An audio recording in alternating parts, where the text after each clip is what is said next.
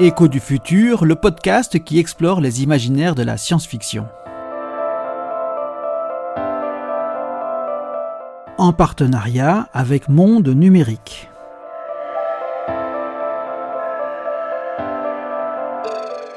Petite histoire subjective et non académique de la science-fiction.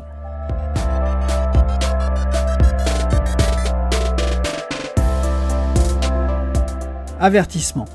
Le présent podcast n'a pas de valeur encyclopédique. Il tient plus de l'essai et est conditionné par la perception que l'auteur a du sujet qu'il traite et par sa culture propre. Des historiens de la littérature pourront aussi juger qu'à embrasser de trop grandes périodes dans le format contraint d'un podcast, l'auteur prend le risque de mal étreindre les faits historiques. J'en ai conscience, qui veulent bien m'en excuser. Je me soigne néanmoins, je persiste à partager cette petite histoire subjective et non académique de la science-fiction. Alors, bonne écoute, abonnez-vous, likez et partagez.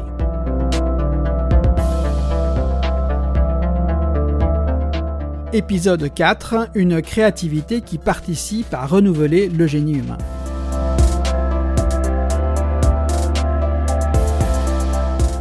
Trois chapitres précèdent ce nouvel épisode de cette petite histoire de la science-fiction.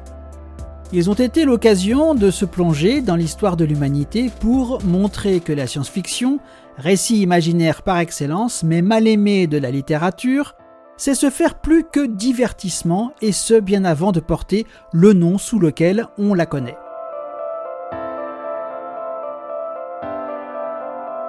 Avec la révolution industrielle, dont à de nombreuses reprises il a été ici question, l'art en général est sorti de l'économie de la culture de la commande.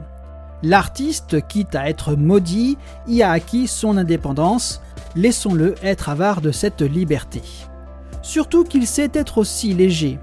J.R.R. Tolkien, un des grands maîtres de l'heroic fantasy, ne serait-ce qu'avec Le Seigneur des Anneaux en 1954, n'a-t-il pas d'abord écrit pour la plus grande joie de ses propres enfants ? Et George Lucas, quel trait de génie ou de folie lui a-t-il fallu pour écrire, produire et réaliser Star Wars, ce remake des épopées arthuriennes qui visuellement s'inspire, voire s'abreuve à de nombreuses sources. D'ailleurs, certains puristes de la science-fiction s'interrogent de la place à donner à Star Wars dans les sous-branches de la science-fiction. Ce cycle appartient-il vraiment au space opéra, à moins que ce ne soit plutôt de l'heroic fantasy tant la place de la force est importante dans la construction des récits de cet univers qui ne cesse de s'étendre.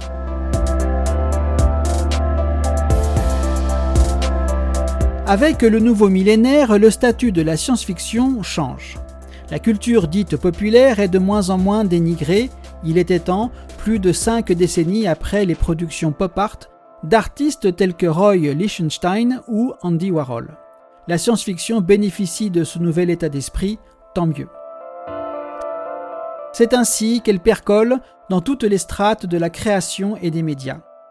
Née dans les romans, elle fait des incursions dans le théâtre, a conquis le cinéma et a parfaitement su tirer avantage des médias non linéaires, asynchrones, que sont les jeux vidéo.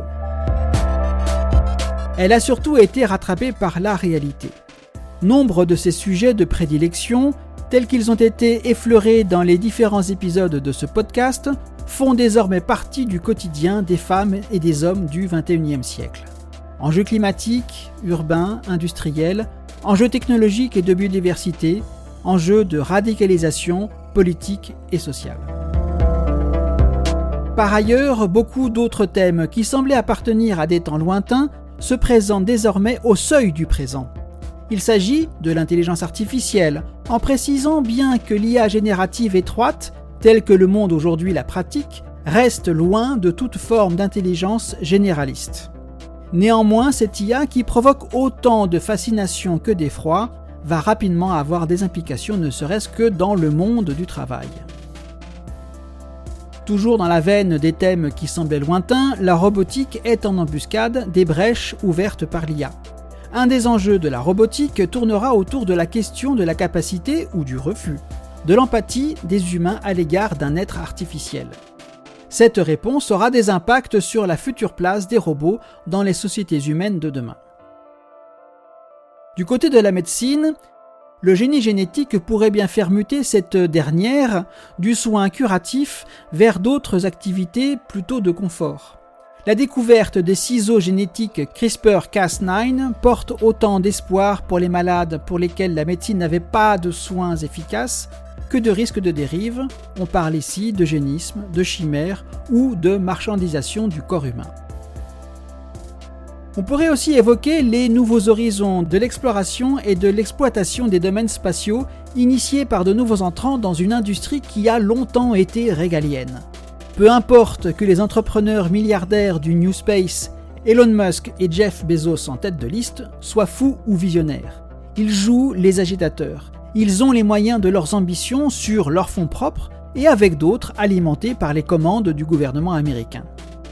Personnellement, Elon Musk me fait penser au mulet, un des personnages de la saga Fondation d'Isaac Asimov. Il est révélé à la fin du roman Fondation et Empire et est le principal antagoniste des fondateurs d'Harry Seldon dans Seconde Fondation. Conquérant de la galaxie, il est surtout perturbateur de l'ordre prévu, calculé. Donc, tout s'accélère.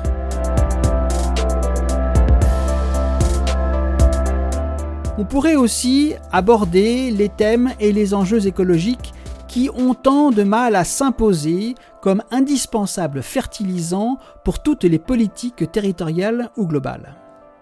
Dans le même mouvement, réel celui-là, l'écologie se découvre un étonnant allié dans la collapsologie, ce courant de pensée qui lui étudie les risques d'effondrement civilisationnel à l'échelle de l'humanité et qui produit des œuvres étonnantes de noirceur et de créativité, comme par exemple La route de Cormac McCarthy qui date de 2006.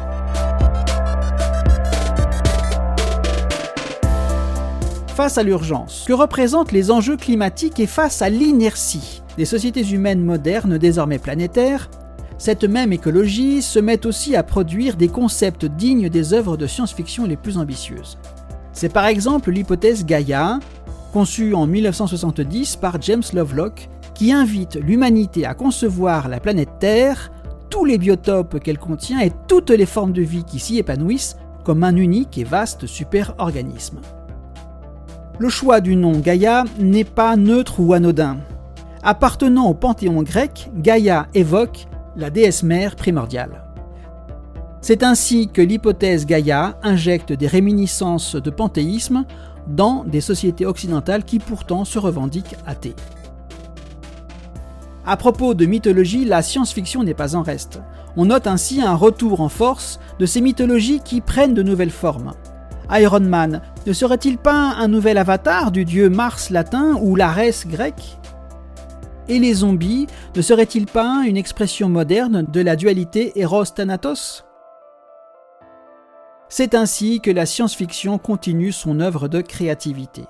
Comme Janus, le dieu romain, elle présente un visage tourné vers le passé et un autre vers l'avenir. Le visage tourné vers le passé invite le présent à se plonger dans un corpus d'œuvres de science-fiction qui s'étend désormais sur plus de 2 siècles à partir de 1816, si on prend Frankenstein ou le Prométhée moderne, le roman de Mary Shelley, comme pierre baptismale de la science-fiction. Ces œuvres qui s'égrènent au fil du temps nous renseignent autant sur les angoisses que les espérances des époques qui les ont produites. Elles sont les marqueurs temporels qui nous permettent de voir depuis notre temps présent comment ces époques, ces sociétés se sont saisies ou non de ce qui étaient les enjeux de ces temps révolus. L'entrée dans la modernité, en remplaçant le principe magique par les sciences.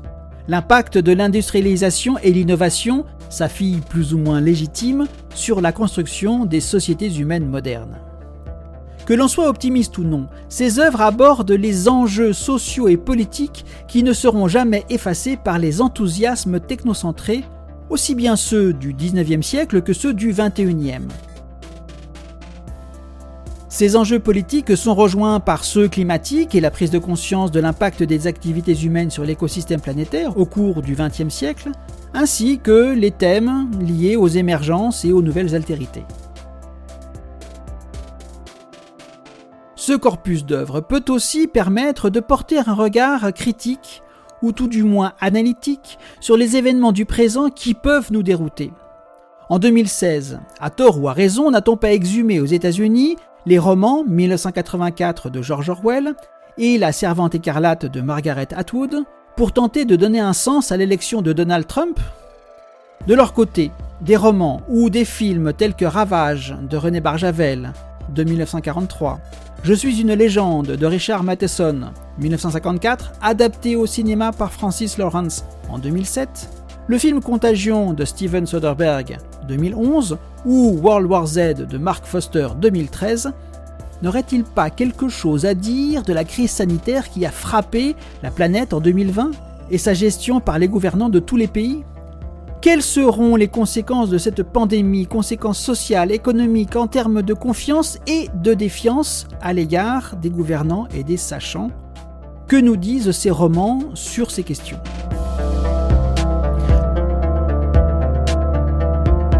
Le deuxième visage du Janus science-fiction est donc tourné vers le futur.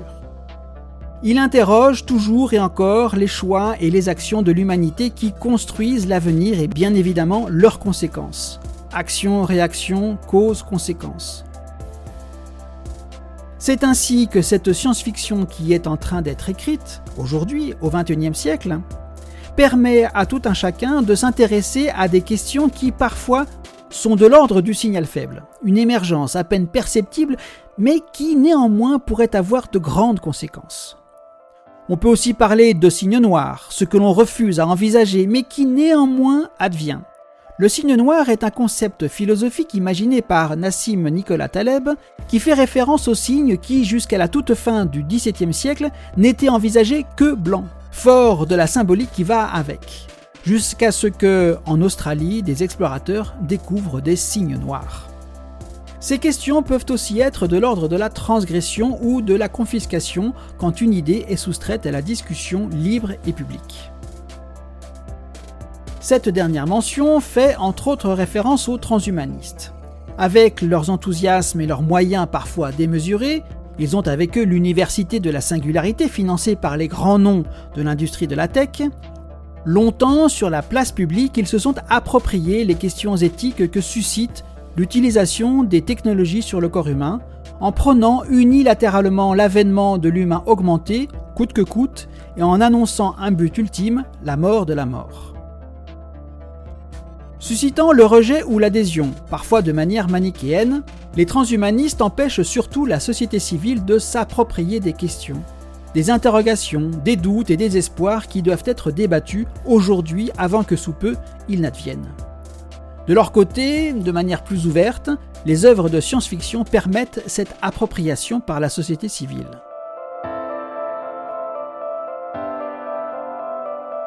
Le vernis de respectabilité récemment acquis par la science-fiction permet de voir diffuser sur les grands réseaux, chaînes de télé ou services de vidéo à la demande, nombre de films qui étaient encore sous peu confidentiels. On peut citer ici l'excellent Bienvenue à Gattaca d'Andrew Niccol, réalisé en 1997 et qui fait des va-et-vient entre services de vidéo à la demande et chaînes de télé. Bien encore Enemy Mine de Wolfgang Petersen, 1985, diffusé sur Arte. Qui, parmi ceux qui ont vu ce film à sa sortie en salle, aurait parié sur sa diffusion dans ce média élitiste s'il en est ? Les services de vidéo à la demande ont parfaitement compris que dans la science-fiction recelait un filon. D'ailleurs, les adaptations des romans et des créations originales s'enchaînent sur ces réseaux. C'est la série The Expanse, adaptée du cycle de romans de James Ace A. Corey, qui, en 6 saisons sur Amazon Prime, raconte l'avenir d'une humanité qui s'est répandue dans le système solaire. Plus récemment, c'est la série de Ridley Scott, Raised by Wolves, sur HBO, qui relate un reboot de l'humanité. À partir de 2021, la série Fondation débarque sur Apple TV. Elle est une très libre adaptation du cycle Fondation d'Isaac Asimov.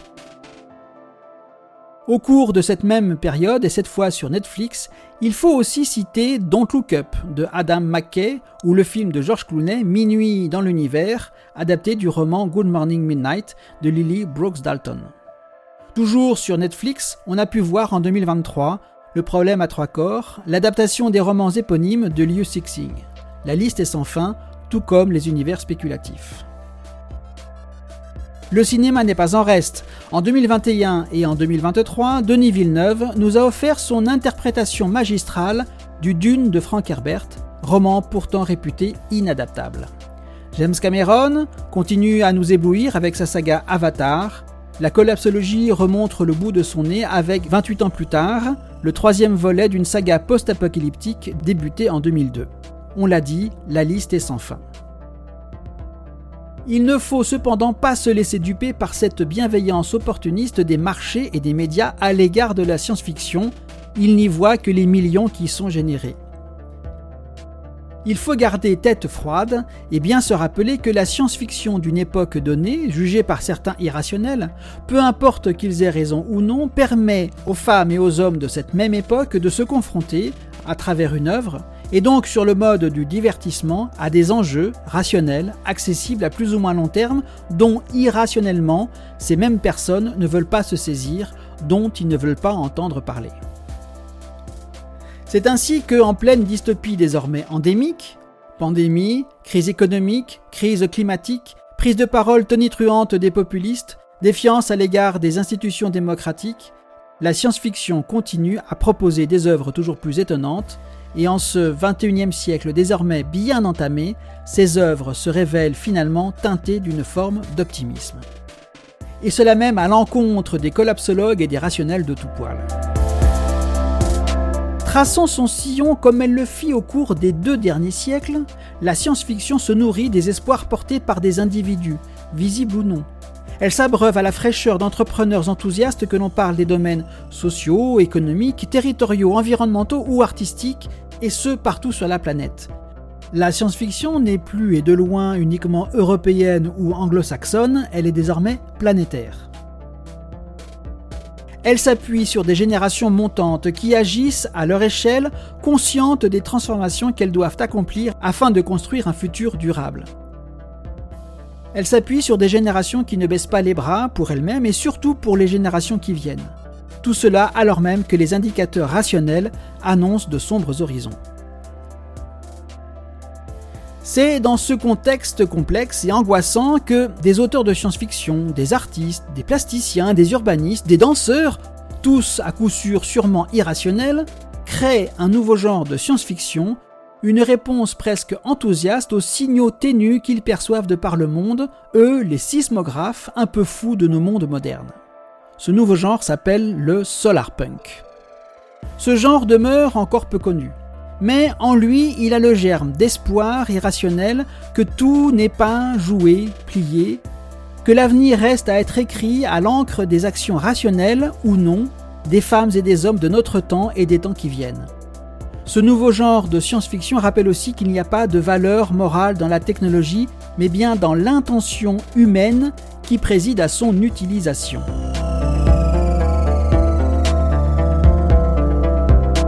Alors, que vous soyez néophyte ou expert en matière de science-fiction, que vous vous sentiez plus à l'aise dans le space opéra, que vous vibriez aux horizons complexes de la hard science ou à ceux plus sombres de la dystopie, que vous trépigniez d'impatience de découvrir le solarpunk ou que tous ces mots et ces soi-disant genres demeurent pour vous charabia, permettez-moi de vous souhaiter un beau voyage en terre de science-fiction, domaine de l'irrationnel rationnel.